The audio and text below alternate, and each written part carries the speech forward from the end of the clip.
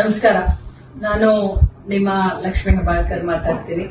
ಇವತ್ತಿಗೆ ಕರ್ನಾಟಕ ರಾಜ್ಯ ಸರ್ಕಾರದ ಮಹತ್ವಾಕಾಂಕ್ಷೆಯ ಯೋಜನೆಯಾದಂತಹ ಗೃಹಲಕ್ಷ್ಮಿಯನ್ನ ಜಾರಿಗೆ ತಂದು 1 ವರ್ಷ ಆಯಿತು.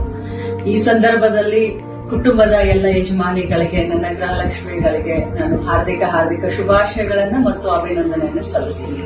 ಇಲ್ಲಿಯವರೆಗೆ ಗೃಹಲಕ್ಷ್ಮಿಯು ತಮ್ಮ ಜೀವನದಲ್ಲಿ ಏನೆಲ್ಲ ಬದಲಾವಣೆಯನ್ನ ಈ 1 ವರ್ಷದಲ್ಲಿ ತಂದಿದೆ, ಈ ಬದಲಾವಣೆಯನ್ನ ಬನ್ನಿ ನಮ್ಮೊಂದಿಗೆ ಹಂಚಿಕೊಳ್ಳಿ. ರೀಲ್ಸ್ ಮಾಡುವುದರ ಮುಖಾಂತರ ಯೂಟ್ಯೂಬ್ ನಲ್ಲಿ ಹಂಚಿಕೊಳ್ಳಿ. ಯಾರು ಜಾಸ್ತಿ ರೀಲ್ಸ್ ಓಡುತ್ತೆ, ವ್ಯೂಸ್ ಸಿಕ್ಕುತ್ತೋ ಅಂತ ಕುಟುಂಬಕ್ಕೆ, ಅಂತ ಯಜಮಾನಿಗೆ, ಅಂತ ಗೃಹಲಕ್ಷ್ಮಿಗೆ ನಿಮ್ಮ ಲಕ್ಷ್ಮೀ ಹೆಬ್ಬಾಳ್ಕರ್ ಕಡೆಯಿಂದ ಒಂದು ಬಹುಮಾನ 1 ತಿಂಗಳು ಅಂದ್ರೆ ಸೆಪ್ಟೆಂಬರ್ 30ನೇ ತಾರೀಕಿನವರೆಗೂ ನಿಮ್ಮ ರೀಲ್ಸ್ ಗಳನ್ನ ಯೂಟ್ಯೂಬ್ ಗಳಲ್ಲಿ, ಫೇಸ್ಬುಕ್ ನಲ್ಲಿ ಅಥವಾ ಇನ್ಸ್ಟಾಗ್ರಾಮ್ ನಲ್ಲಿ ಹಂಚಿಕೊಳ್ಳಿ.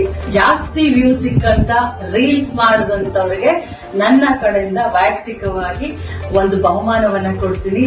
ಹರಿಯಪ್ ಮೊದಲ 50 ಜನರ ದಾರಿಯನ್ನ ನಾನು ಕಾಯ್ತಾ ಇರ್ತೀನಿ. ಖಂಡಿತವಾಗ್ಲೂ ತಾವೆಲ್ಲರೂ ಈ ಒಂದು ರೀಲ್ಸ್ ಮಾಡೋದ್ರ ಮುಖಾಂತರ ಈ ಒಂದು ಗೃಹಲಕ್ಷ್ಮಿ ಯೋಜನೆಯಿಂದ ತಮ್ಮ ಜೀವನದಲ್ಲಿ ಆದಂತಹ ಬದಲಾವಣೆಯನ್ನ ನಮ್ಮೆಲ್ಲ ಕರ್ನಾಟಕ ರಾಜ್ಯದ ಜನರ ಜೊತೆ ಹಂಚಿಕೊಳ್ಳಿ. ತಮ್ಮೆಲ್ಲರಿಗೂ ಶುಭಾಶಯಗಳು. ನಮಸ್ಕಾರ. ಎಲ್ಲರಿಗೂ ಒಳ್ಳೆಯದಾಗಲಿ.